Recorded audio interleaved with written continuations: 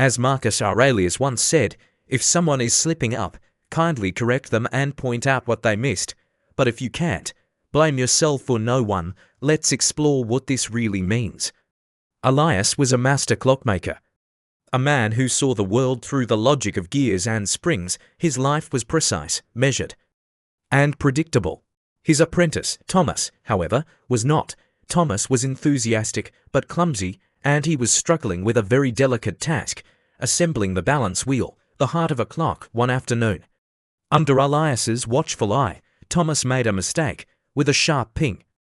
A tiny hairspring flew across the bench. Bent beyond repair, Elias felt a surge of frustration. His first instinct was to scold Thomas, to point out his carelessness. The sharp words were right there, ready to be unleashed, but he stopped. He saw the look of pure shame and fear on Thomas's face. The boy was already punishing himself, so Elias took a deep breath and calmed himself. He remembered the principle he tried to live by.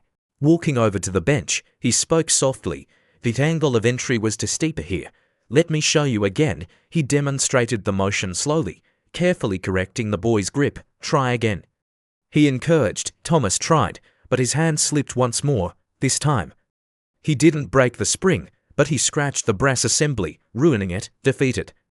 Thomas dropped his tools. I can't do it, he whispered. I'm just too clumsy. The frustration flared in Elias again, but this time he directed it inward. He asked himself, who was really at fault? Was it Thomas, for not having the skill yet, or was it Elias, the master, for giving a novice a task he wasn't ready for?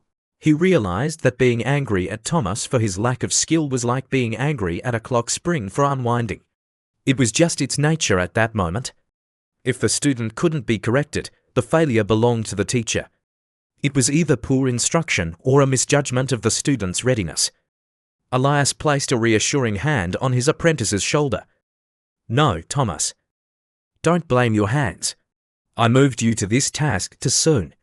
That is my error, not yours.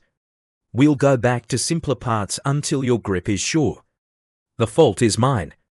In that moment, all the tension vanished. There was no blame, no anger, just a lesson learned not by the apprentice, but by the master. When something goes wrong, we can choose to correct with kindness, or we can look at our own role in the failure. It's a powerful shift in perspective that replaces anger with growth. If this story resonated with you, please like, comment, and subscribe for more content that makes you think. Thanks for watching.